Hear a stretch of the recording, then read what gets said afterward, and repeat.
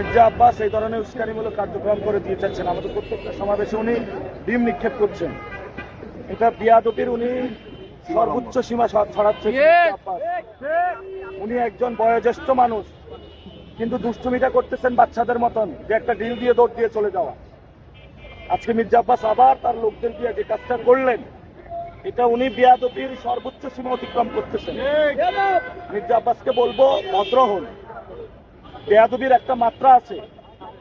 Election হচ্ছে, এটা এখানে কোনো মাস্তানি হচ্ছে না, গুন্ডামি হচ্ছে না। গণতন্ত্রকে শ্রদ্ধা পোষণ করুন। যথেষ্ট হয়েছে, স্টপ হন এখন। আর না হলে এখানে কি হবে ঢাকা হাটে, এটা আমরা জবাব দিতে পারবো না। সামনে আসেন দেখি। আর মির্জা আব্বাস এই ধরনের উস্কানিমূলক কার্যক্রম করে দিয়ে যাচ্ছেন। আমাদের প্রত্যেকটা সমাবেশে উনি ডিম নিক্ষেপ করছেন। এটা বিয়াদবির উনি সর্বোচ্চ সীমা ছড়াচ্ছেন। উনি একজন বয়োজ্যেষ্ঠ মানুষ, কিন্তু দুষ্টুমিটা করতেছেন বাচ্চাদের মতন, যে একটা ডিল দিয়ে দৌড় দিয়ে চলে যাওয়া। আজকে মির্জা আব্বাস আবার তার লোকদের দিয়ে যে কাজটা করলেন, এটা উনি বিয়াদবির সর্বোচ্চ সীমা অতিক্রম করতেছেন।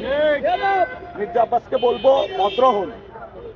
বেয়াদবির একটা মাত্রা আছে। ইলেকশন হচ্ছে, এটা এখানে কোনো মাস্তানি হচ্ছে না, গুন্ডামি হচ্ছে না। গণতন্ত্রকে শ্রদ্ধা পোষণ করুন। যথেষ্ট হয়েছে, স্টপ হন এখন।